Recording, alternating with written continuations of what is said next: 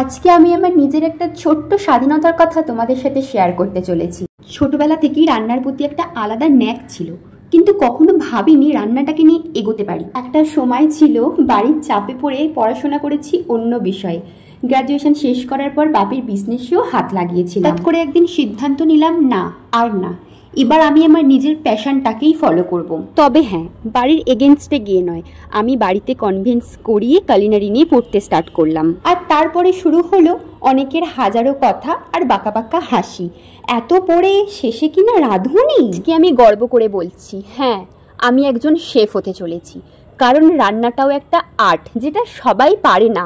শুধু মশলার নাম জানলেই হয় না, লাগে কল্পনা, ধৈর্য আর মন থেকে ভালোবাসা। সমাজের কথা না ভেবে নিজের প্যাশনকে ফলো করাটা সবচেয়ে বড় স্বাধীনতা।